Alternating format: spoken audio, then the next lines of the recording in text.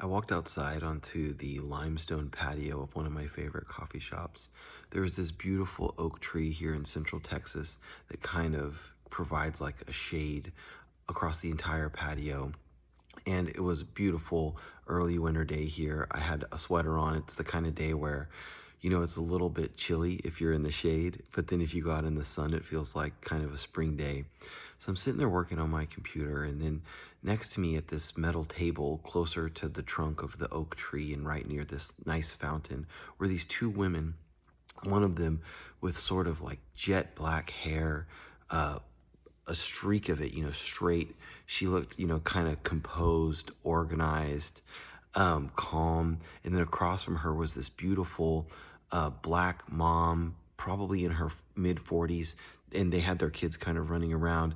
And the black woman seemed a little more like artistic. She had this sort of like green jumper on, and you could see that there were like some bits of clay on it from something like that she had been doing in the art world. And you can kind of see that. So I'm just like working on my computer, and I'm not really paying close attention. And I see the artist lady kind of lean back in her chair and like look up at the oak tree at the kind of top of it and say something like, I've been thinking about starting to teach Leo to read until 7. I just want him to have the experience of growing up in nature. And then you could kind of see the woman with the black hair kind of go from like more of a listening posture to something where she was a little more engaged, and she kind of sits closer at the table. And then you can tell that the artist lady kind of perks up seeing that her friend is about to engage. And the lady with the black hair says, "You should teach him now. He's 5." And you could tell that the artist lady was kind of wondering why her friend would push back on her a little bit. And she said, "The research says that he can start at 7. Apparently they don't teach kids in Finland to read until they're 7.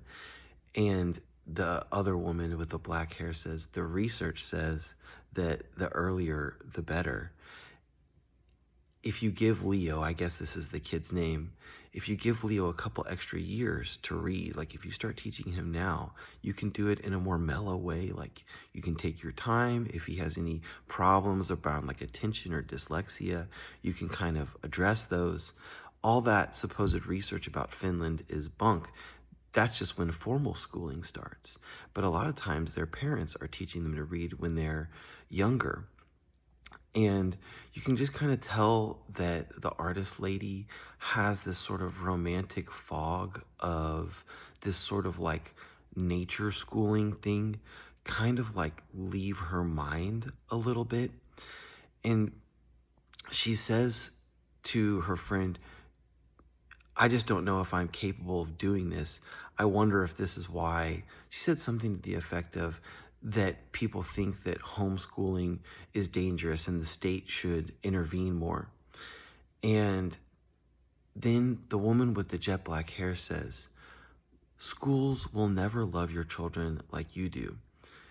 If you want to homeschool, it is one of the most incredible opportunities that you have, but it is real work.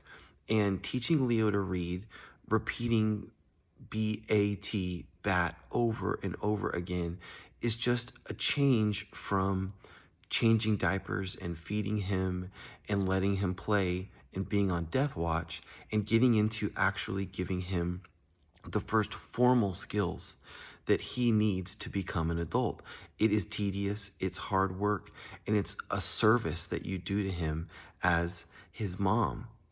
And the artist says, "I just don't know if I can do it." And the lady with the black hair says, "You can do it.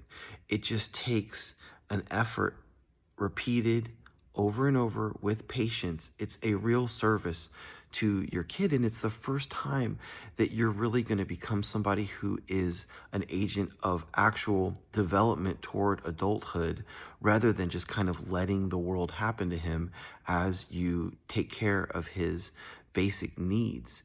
But if you do this for him, then you are going to unlock a whole new world for him, because he will be able to teach himself how to whatever he wants.